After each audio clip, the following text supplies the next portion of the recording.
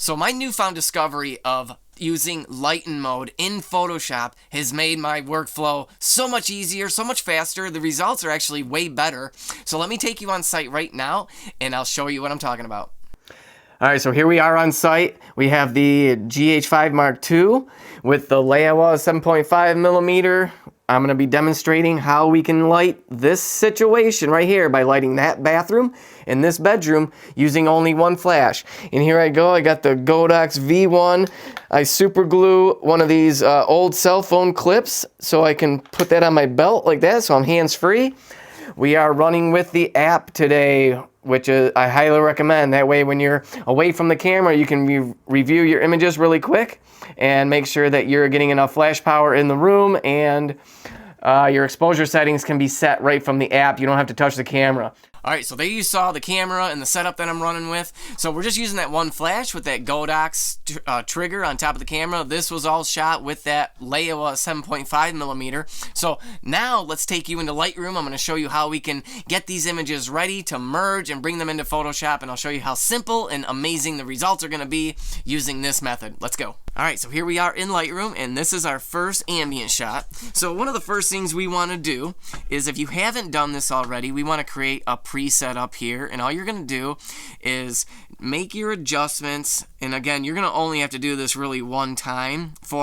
You might want to do this for each lens, or for maybe one for interior, one for exterior photos. That's what I do. So I would just make your adjustments down here. I wouldn't go too crazy. I'd like to change the profile from Adobe Color to Adobe Standard.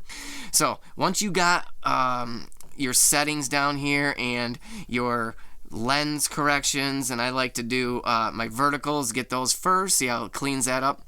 So then you're going to come up here to the presets and hit the plus sign and then hit create preset, label it something, and then hit create. But I have already done that, so I'm just going to hit my initial preset. And yep, it corrected for the verticals still, although it doesn't. Let's see.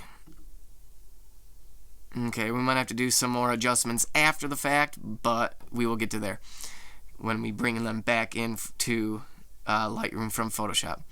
And I might just make some other final adjustments. We didn't get both rooms are lit fairly well, but once you see the flash pops, it's really gonna stand out.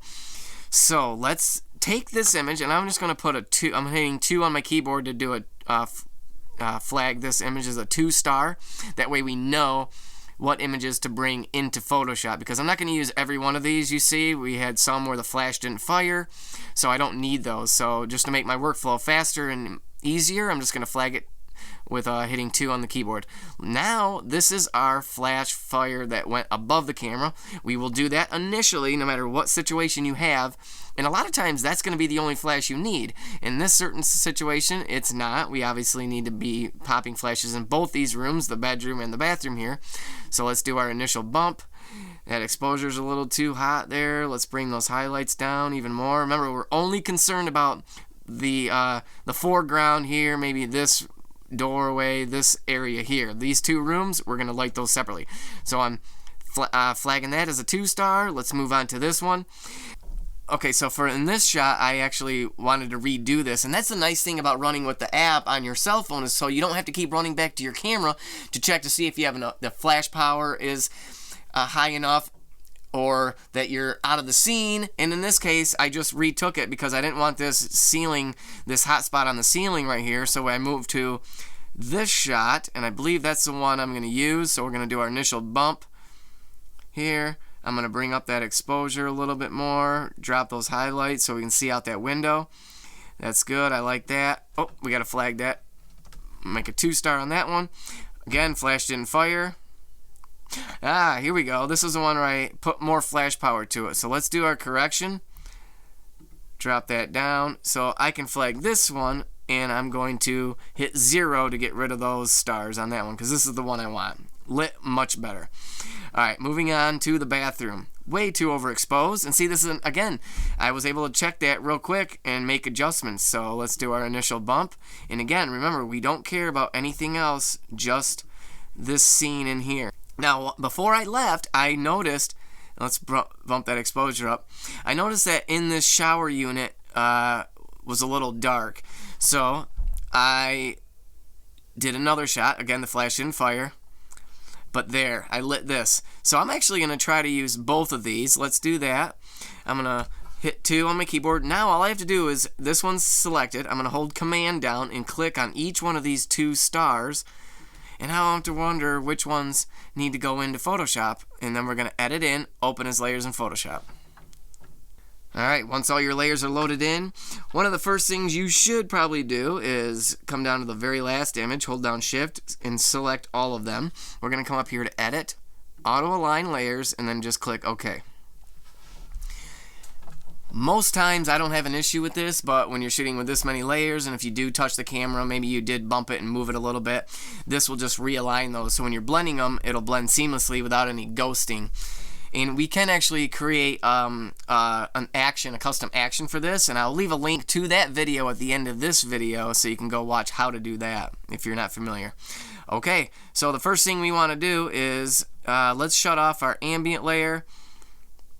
Let's turn on, let's see, we can turn on, this is our, which one is this one? Our bedroom layer. So we can bring this one to the top.